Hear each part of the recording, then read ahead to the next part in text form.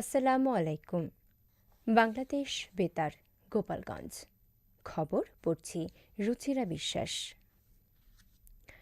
নড়াইলে যথাযোগ্য মর্যাদা ও উৎসবমুখর পরিবেশে জাতীয় কবি কাজী নজরুল ইসলাম এর ১২৭তম জন্মজয়ন্তী পালিত হয়েছে।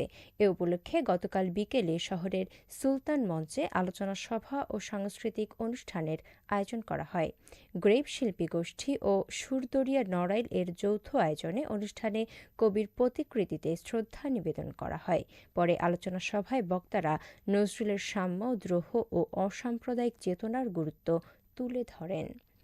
অনুষ্ঠানে নড়াইল সদর থানার ভারপ্রাপ্ত কর্মকর্তা অজয় কুমার কুণ্ডু, সাংস্কৃতিক ব্যক্তিত্ব ডাক্তার মায়া রানী ও নড়াইল প্রেস ক্লাবের সাধারণ সম্পাদক মাহবুবুর রশিদ লাবলু সহ বিভিন্ন ব্যক্তিবর্গ উপস্থিত ছিলেন।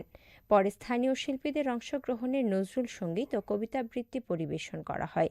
এছাড়া কালিয়া মাহবুবুল আলম বীর প্রতীক মহাবিদ্যালয়েও জন্মজয়ন্তী উপলক্ষে আলোচনা সভা ও সাংস্কৃতিক অনুষ্ঠানের আয়োজন করা হয়।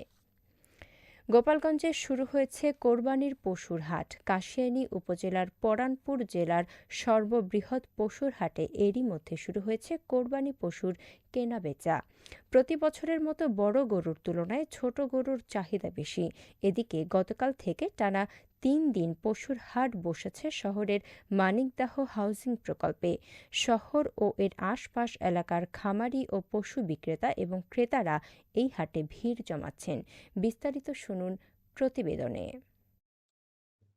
পশুর হাটে এসেছে বিভিন্ন আকারের কোরবানির গরু। কেউ এনেছেন দেশি জাতের ছোট গরু, কেউ বা বিশাল আকৃতির ষাঁড়। তবে বড় গরুর থেকে মাঝারি ও ছোট গরুর চাহিদাই বেশি। কোরবানির ১-২ দিন আগে জমে উঠবে কোরবানির পশুর হাট। মোটামুটি ওই খরচার ভয় হয়েছে, আজকে কিনা বেচা তেমন ভালো না। আল্লাহ বাসালি সামনে একটা কিনা বেচা ভালো হবে। ভাই সব রকমের গরু খদ্দের আছে, বুঝছেন? ছোট গরুরও খদ্দের আছে, বড় গরুরও খদ্দের আছে, মাঝারি গরুরও খদ্দের আছে, সমস্যা নাই। ভাই ওই ছোট গরুর একটু দাম একটু বেশি কিনতে হয় ভাই। যারা এখন হাটে আসছেন তারা কেউ কেউ গরু দেখে যাচ্ছেন, দরদাম করছেন, পছন্দ হলে কিনবেন এমনটি বলছেন।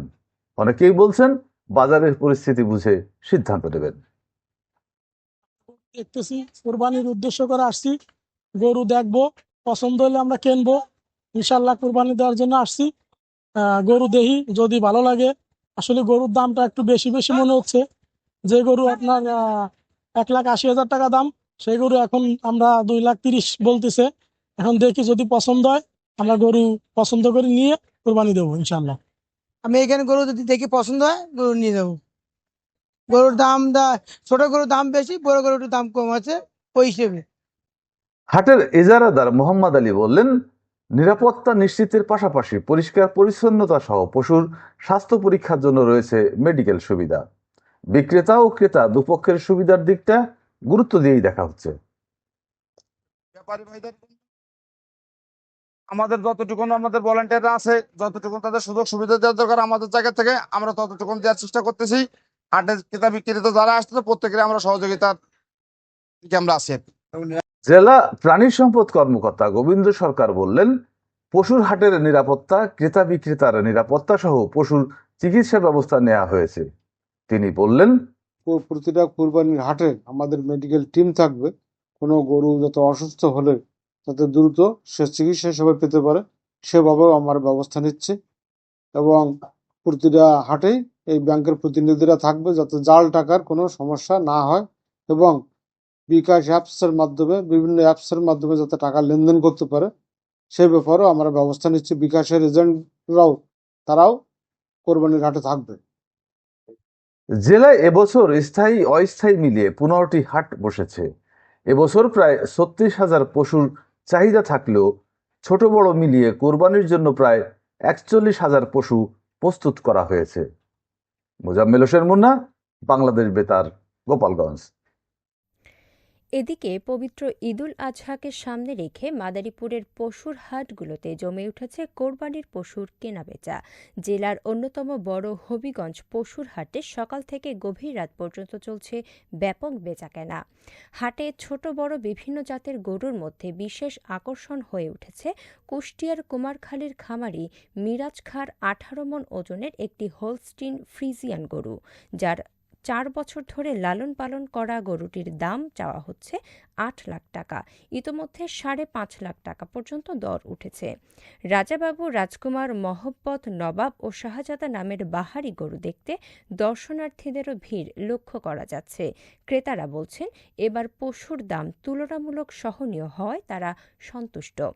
জেলা প্রাণী সম্পদ অধিদপ্তর জানিয়েছে, জেলায় 66,880 পশুর চাহিদার বিপরীতে প্রস্তুত রয়েছে 72,495টি পশু। হাট তদারকিতে কাজ করছে 18টি মেডিকেল টিম। এদিকে অতিরিক্ত পুলিশ সুপার ফারিহা রফিক ভাবনা জানিয়েছেন, জাল টাকা ও মলম পার্টির তৎপরতা ঠেকাতে সাদা পোশাকে পুলিশ মোতায়েন করা হয়েছে।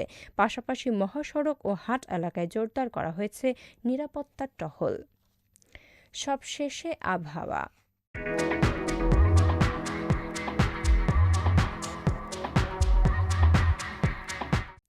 আজ সন্ধ্যা 6টা পর্যন্ত দেশের অভ্যন্তরীণ নদীবন্দর সমূহের জন্য আবহাওয়ার পূর্বাভাসে বলা হয়েছে, রাজশাহী, পাবনা, বগুড়া, টাঙ্গাইল, ময়মনসিংহ এবং চট্টগ্রাম অঞ্চলসমূহের ওপর দিয়ে পশ্চিম অথবা উত্তর পশ্চিম দিক থেকে ঘন্টায় 60 থেকে 80 কিলোমিটার বেগে দমকা অথবা ঝোড়ো হাওয়া সহ অস্থায়ীভাবে বৃষ্টি অথবা বজ্র বৃষ্টি হতে পারে। এসব এলাকার নদীবন্দরসমূহকে 2 নম্বর নৌ হুঁশিয়ারি সংকেত, আবারও বলছি 2 নম্বর নৌ হুঁশিয়ারি সংকেত দেখাতে বলা হয়েছে। এছাড়াও দেশের অন্যান্য অঞ্চলসমূহের ওপর দিয়ে পশ্চিম অথবা উত্তর পশ্চিম দিক থেকে ঘন্টায় 45 থেকে 60 কিলোমিটার বেগে দমকা অথবা ঝোড়ো হাওয়া সহ অস্থায়ীভাবে বৃষ্টি অথবা বজ্র বৃষ্টি হতে পারে। এসব এলাকার নৌবন্দরসমূহকে 1 নম্বর সংকেত দেখাতে বলা হয়েছে। খবর শেষ হলো। আমাদের পরবর্তী খবর প্রচারিত হবে আগামীকাল সকাল 8টা বেজে 30 মিনিটে বাংলায়।